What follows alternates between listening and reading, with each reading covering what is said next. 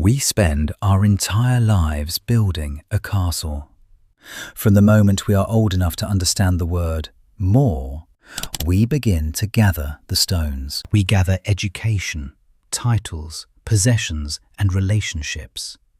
We stack them one on top of the other, higher and higher, aiming for the clouds. We believe that if the walls are thick enough, if the towers are tall enough, and if the gates are golden enough, we will finally be safe. We believe that inside this magnificent structure, we will finally find that elusive guest called happiness. But as the years pass, a strange and quiet tragedy begins to unfold.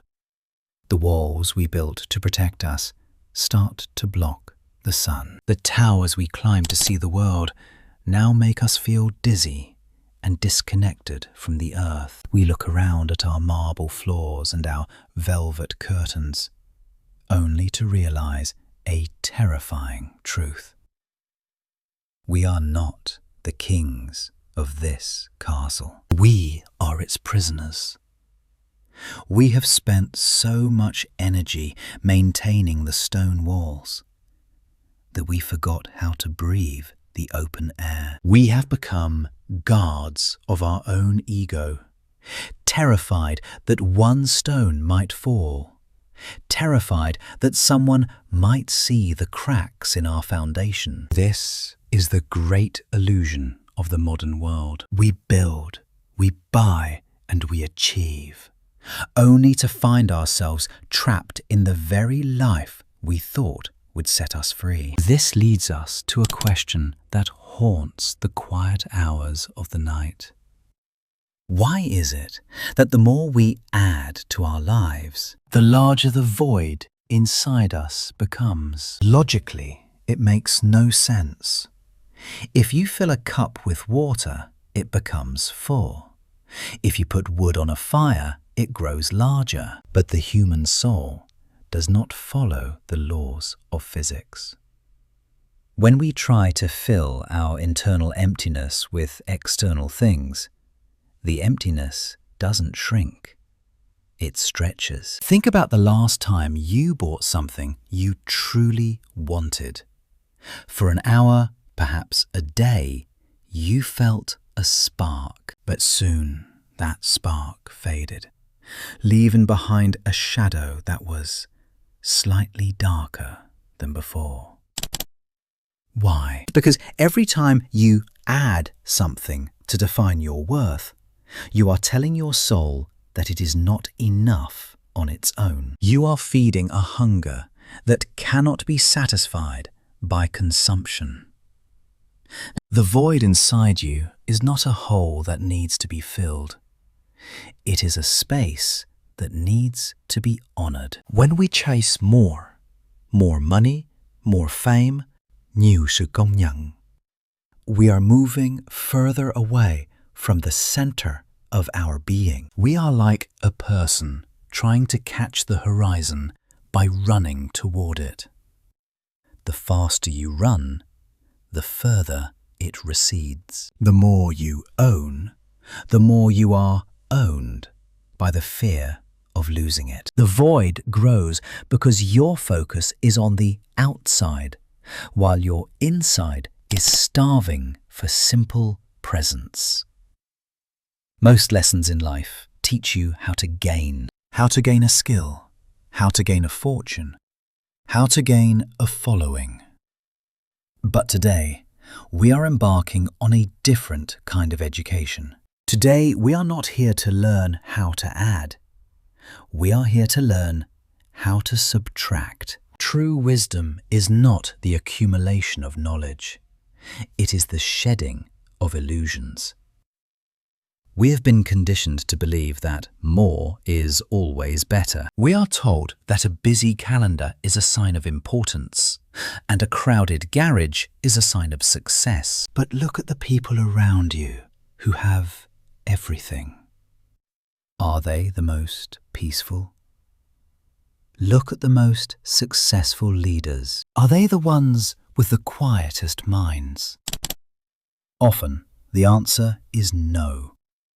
To find real freedom, we must become architects of a different kind. Instead of building walls, we must learn to build windows. Instead of gathering stones, we must learn to let them go. Today, we are going to explore the radical idea that you already have everything you need, but it is buried under the weight of everything you want. Letting go is not an act of weakness. It is the ultimate act of power. Imagine you are swimming in a vast ocean and you are clutching a heavy bag of gold. You are sinking. Your lungs are burning. The shore is right there. But you refuse to open your hands because you worked so hard for that goal. Letting go is the moment you realize that the gold is not your wealth. It is your anchor. The moment you open your hands, you don't lose your riches. You gain your life.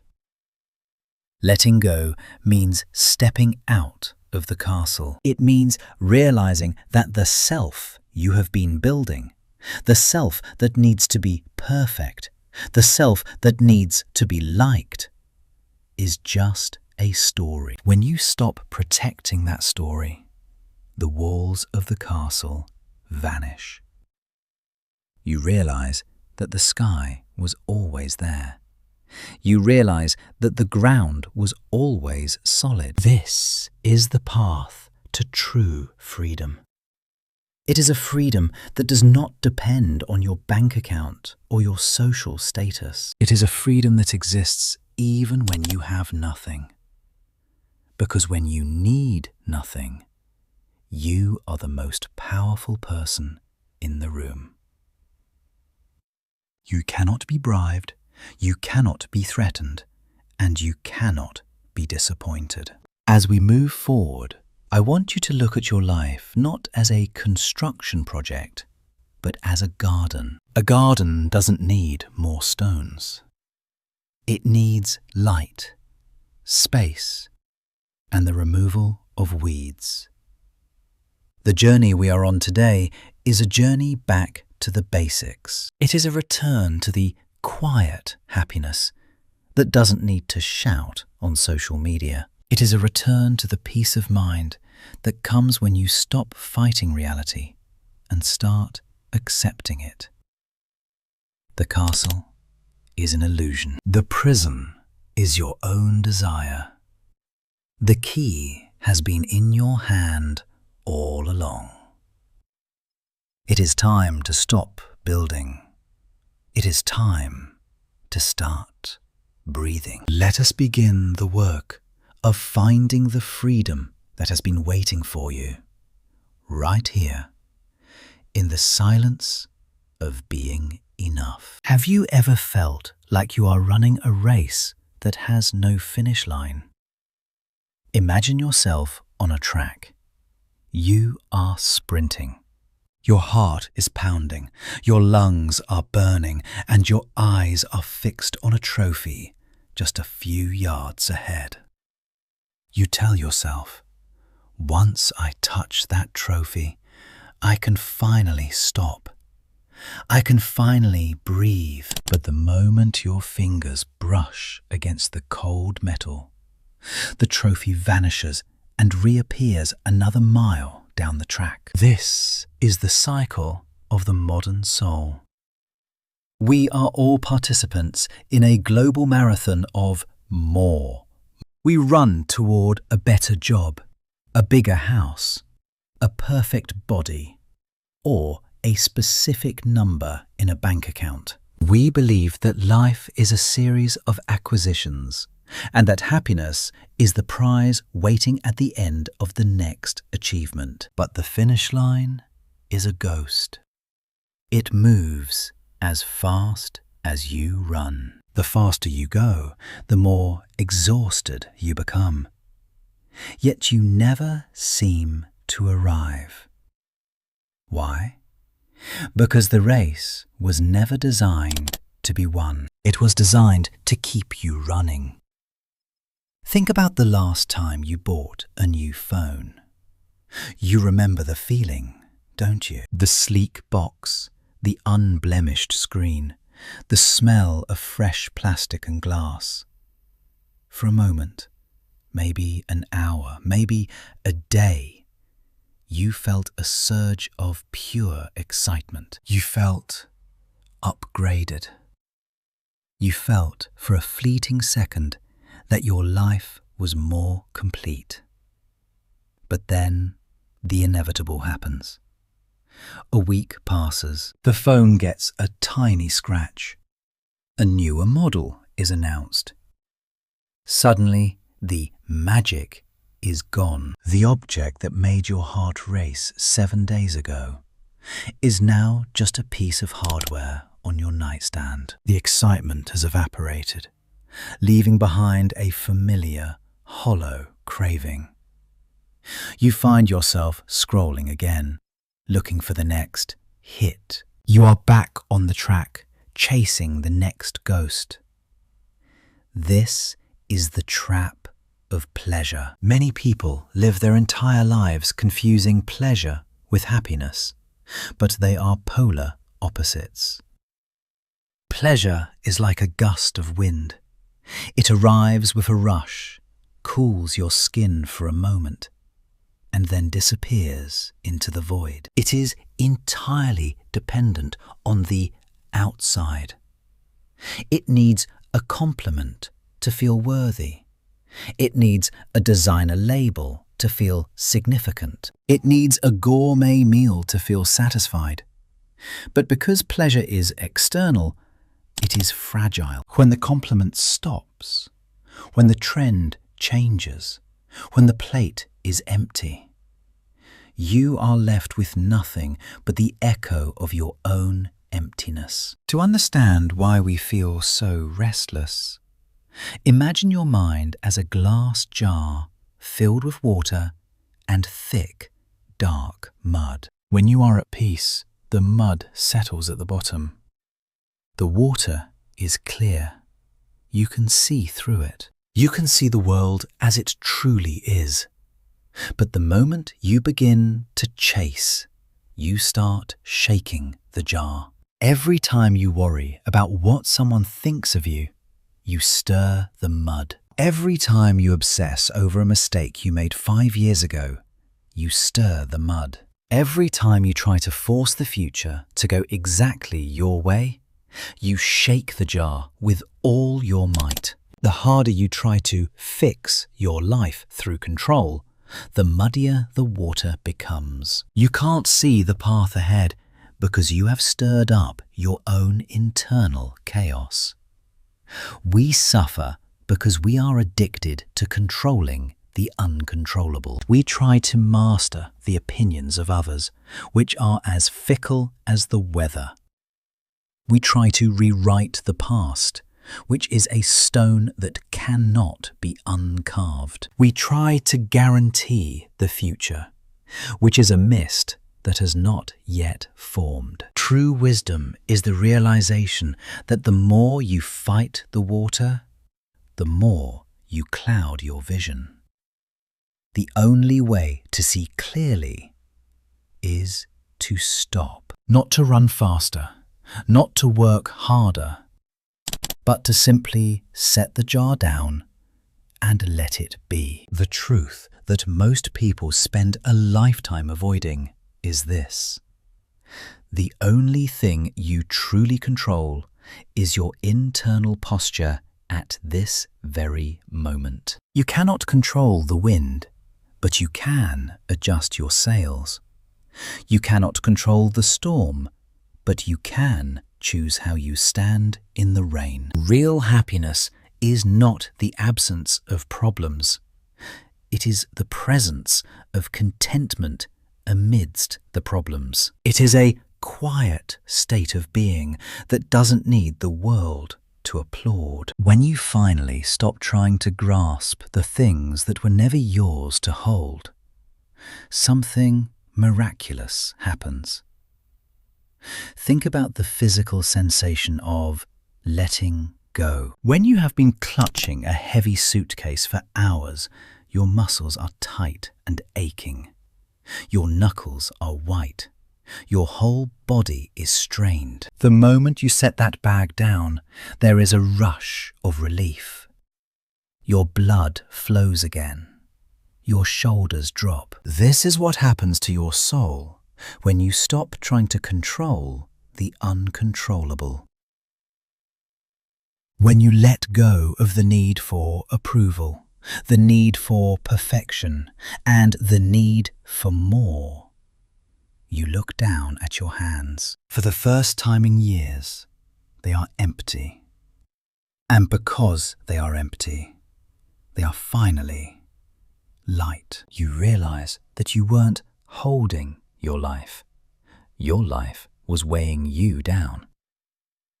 In this lightness, you find the only freedom that matters. It is the freedom to be okay right here, right now, without needing anything else to change. The race is over. The water is clear. Your hands are light. And for the first time, you are not just running. You are finally home. We live in a world that has forgotten the meaning of quiet. We are the first generation in human history to carry a global auditorium in our pockets, a device that screams for our attention from the moment we wake up until the moment we close our eyes. And what does it show us?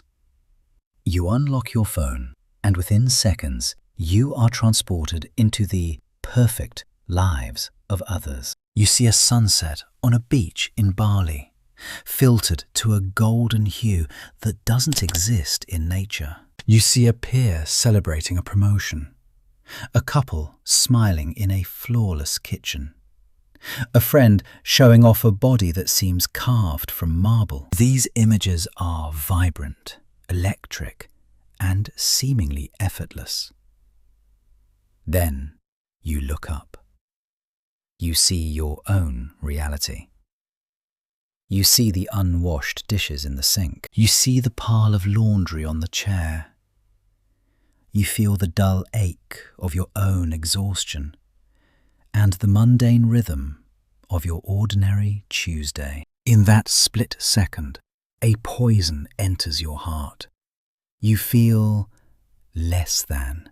You feel like you are failing at a game you didn't even know you were playing. But I need you to listen to me very closely. What you are seeing is not a life. It is a polished shard of a mirror. No one posts the 2 a.m. panic attacks. No one uploads the sound of a lonely house or the crushing weight of a failed relationship. People curate their highlights.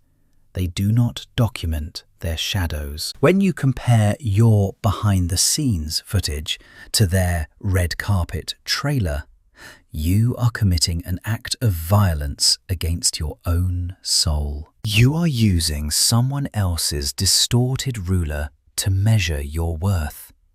And in doing so, you are cutting away pieces of your true self just to fit into a mold that was never meant for you. Stop trimming your spirit to match a digital illusion. Your messy, unpolished reality is more honest, more human, and more sacred than any filtered sunset. To understand why we are so unhappy, we must look at the structure of a great symphony.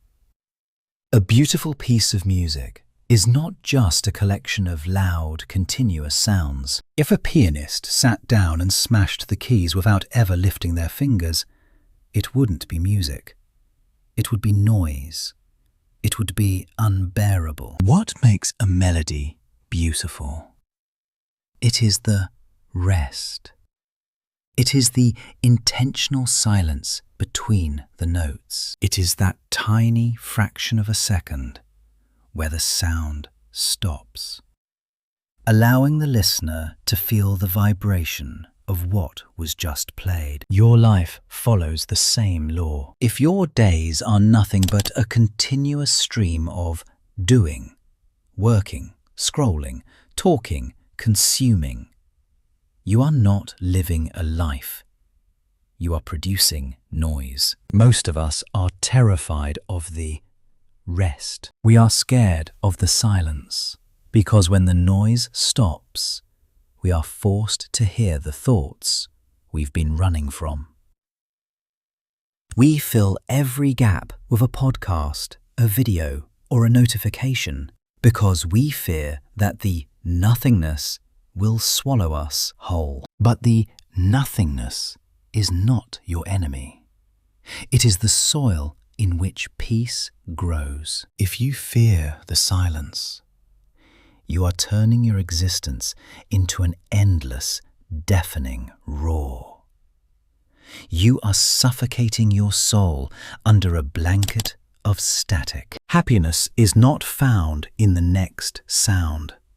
It is found when you dare to stop, sit in the stillness, and finally hear the rhythm of your own breath. Stopping is an act of rebellion. In a society that profits from your restlessness, being still is a revolutionary act. When you stop, the world doesn't end. The sun doesn't stop shining. But something inside you shifts. In the gap between your tasks, in the empty hour where you don't check your emails, a different kind of voice begins to speak. It is a quiet voice. It is the voice of your intuition, your creativity, and your peace. We often think that emptiness means lack. We see an empty room and want to fill it with furniture.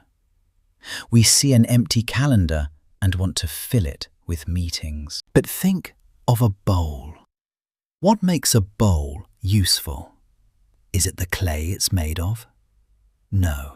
It is the emptiness inside the bowl that allows it to hold something. If the bowl were solid clay, it would be useless. Your life needs that emptiness to be useful. You need the void to hold the things that actually matter: joy, reflection, and presence. Do not be afraid of the gaps in your day. Do not be afraid of the nights when you have nothing to do and nowhere to go. Those are the moments when your soul is being refilled. That is where peace begins to find its tongue. As you move forward from this moment, I want you to make a pact with yourself. Promise that you will stop using the world's noise as a shield against your own heart. Promise that you will stop looking at the polished mirrors of others and start looking at the raw beauty of your own path. Bruises, mess, and all. Remember, the music is in the silence. The happiness is in the breath. The freedom is in the space you refuse to fill. The world will tell you to keep running, to keep shouting, and to keep building. But the soul architect knows better. The strongest structure you will ever build is not a castle made of stone, but a sanctuary made of silence. Let the noise fade. Let the screen go dark. And listen. Can you hear it? That is your life. And it is finally, beautifully, enough. From the moment we are small, we are told a story. It is a story about a mountain. We are taught that life is a vertical journey, an arduous climb toward a shimmering peak called success. We are led to believe that the higher we climb, the thinner the air of misery becomes, and the brighter the sun of happiness shines. We spend our youth packing our bags, sharpening our tools, and bracing ourselves for the struggle, convinced that once our feet touch the summit, we will finally be allowed to be happy. But look closely at those who have spent decades climbing. Many of those who reach the very top, the billionaires, the icons, the masters of industry, find themselves standing on a peak that is not warm and golden, but frozen and barren. They look down and realize they have left behind their health, their families, and their peace of mind, all for a view that doesn't feel half as good as they promised it would. The summit is not a destination of joy. Often it is merely a place where there is nowhere left to go but down. We are so busy looking at the peak that we fail to realize the mountain itself is an illusion designed to keep us looking upward instead of inward. Let us speak honestly about money. We treat it like a god, but it is nothing more than a tool, a hammer, a saw, a wrench. A tool can build a house, but it cannot make that house a home. This is the fundamental error of our era. We try to solve internal, spiritual problems with external, material solutions. You can use money to buy the most expensive, handcrafted bed in the world, with silk sheets and a frame of gold. But money cannot buy the sleep that comes to a man with a clear conscience. You can buy the finest medicine and the most world-renowned doctors, but money cannot buy health once the body has been broken by stress and neglect. It can buy entertainment, but not joy. It can buy a crowd, but not a friend. When we rely on money to provide peace, we fall into the trap of more. This is a psychological prison with invisible bars. The mind whispers, if I just had 10% more, I would be okay. If I just hit this next milestone, the anxiety would stop. But the okay never arrives. It is a moving target. Because your more is based on a comparison to others.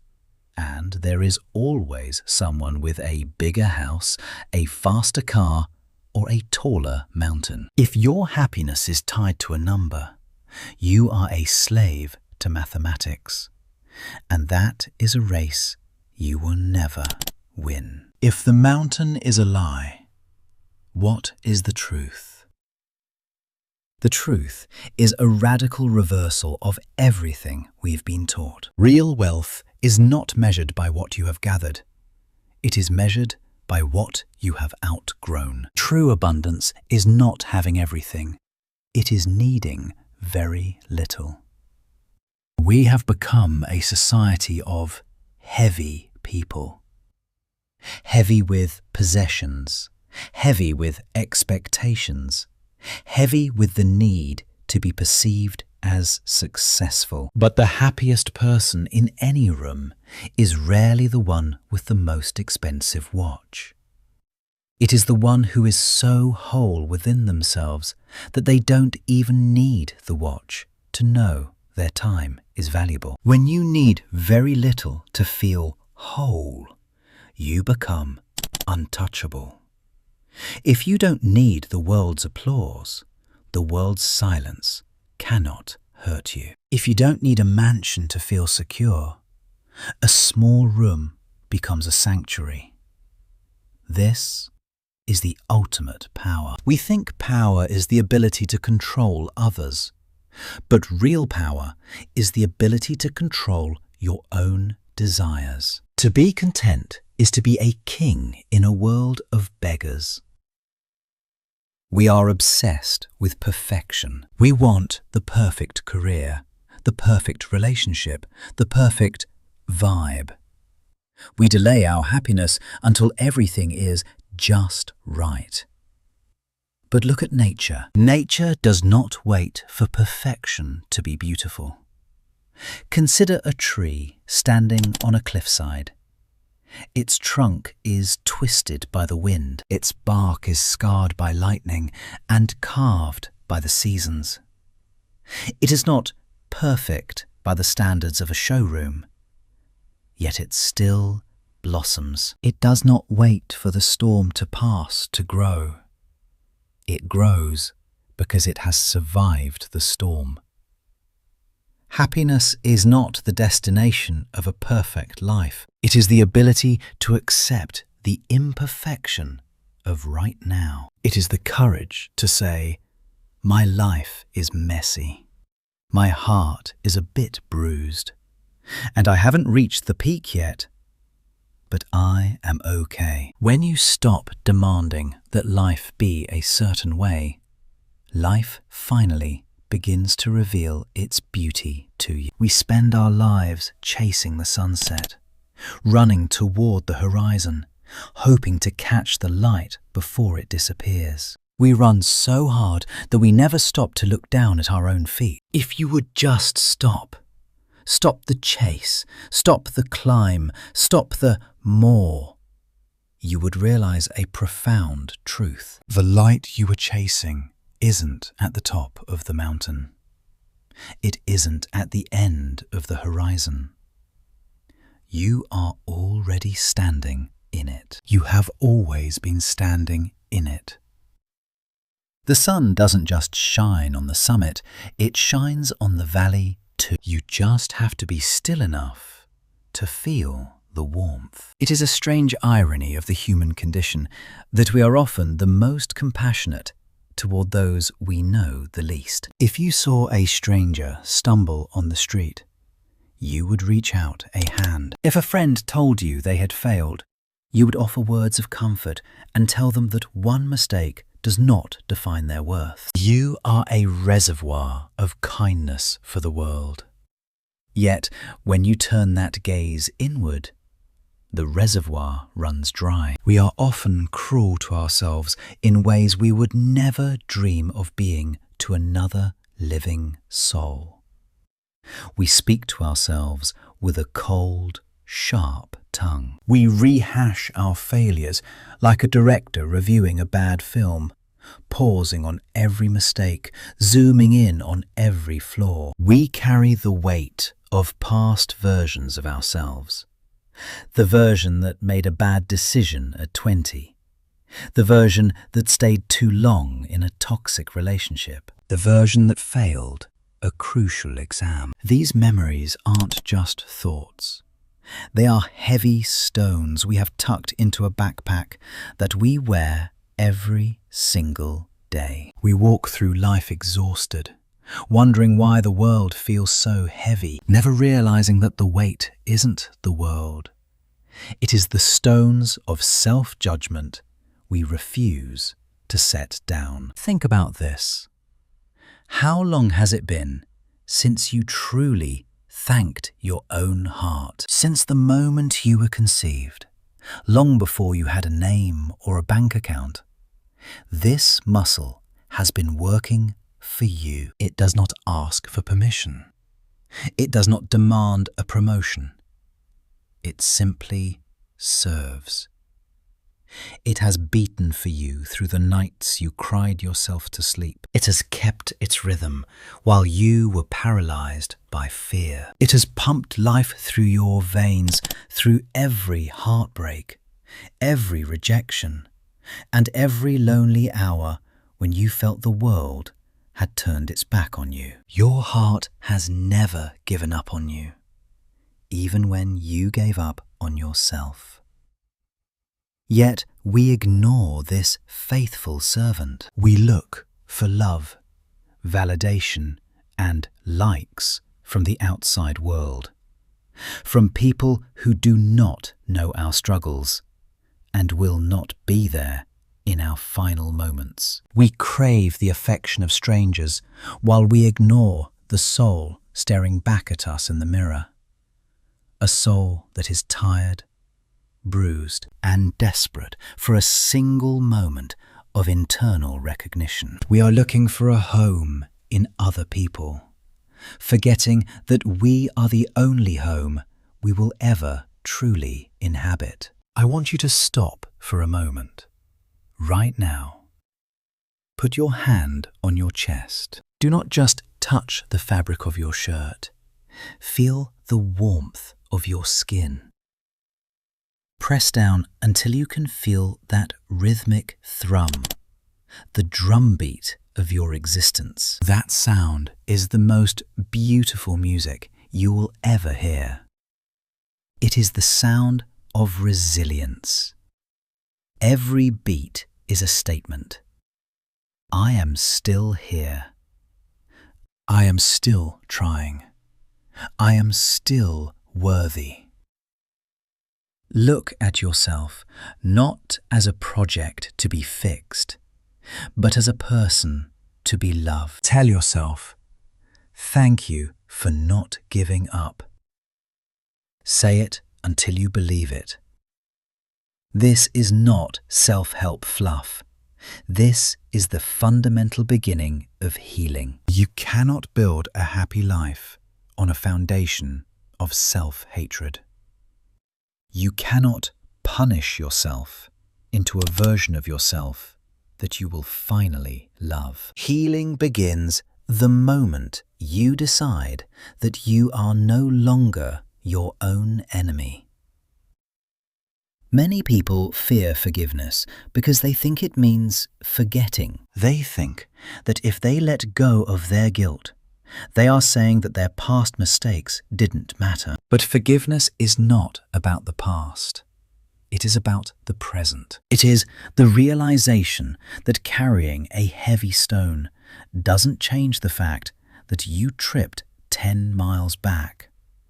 It only makes the next 10 miles harder. Forgiveness is the act of putting the backpack down. It is the understanding that you did the best you could with the tools, the wounds, and the level of consciousness you had at the time. You are allowed to be a work in progress.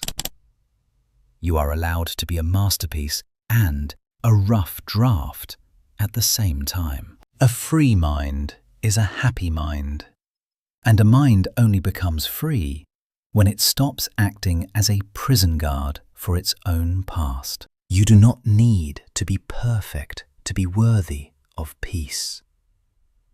You do not need to have all the answers to be worthy of rest. The sun does not ask the flower if it deserves the light before it shines.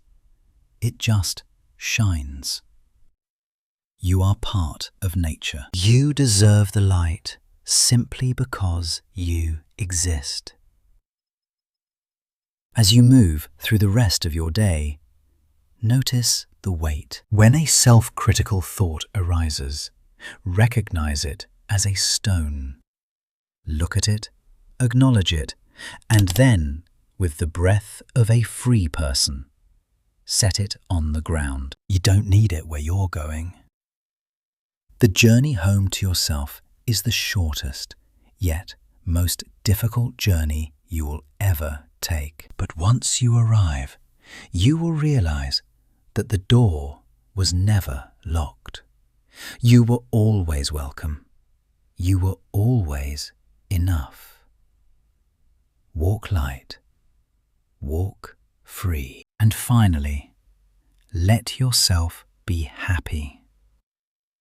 We have been conditioned to wait. We wait for the wedding day, the graduation, the promotion, the big trip, or the moment we finally hit a certain milestone. We treat happiness as if it were a grand, rare event, a solar eclipse that only happens once a decade. We believe that joy requires a stage, a spotlight, and a massive achievement to be valid. But if you live only for the grand events, you will spend 99% of your life in a state of waiting. You will miss the subtle golden threads that weave the fabric of a truly lived life. True happiness is not a grand event.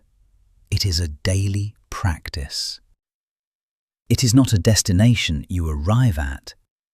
It is a way of traveling. It is found in the boring spaces that we usually ignore while we are busy chasing the spectacular. Happiness is in the sharp, cool intake of morning air before the world wakes up. It is in the warmth of a ceramic mug against your palms. It is in the way you truly listen to a friend. Not just waiting for your turn to speak, but absorbing their presence until they feel seen. It is in the radical, quiet moment when you choose to be at peace rather than being right in an argument. When you realize that your internal tranquility is worth more than the hollow victory of an ego-driven debate, you have mastered one of the highest forms of living. Let us be grounded in reality. Life will never be perfect. There is a dangerous lie in the self-help world that if you just think positively enough, the storms will stop. That is not true. There will always be storms. There will always be bills to pay, hearts to mend, and noise that threatens to drown out your inner song. The world is inherently chaotic, and it does not owe you a smooth sea. However, a peaceful mind does not require a peaceful world. A peaceful mind is like an anchor. The surface of the ocean may be whipped into a frenzy by a hurricane, with waves crashing and winds howling.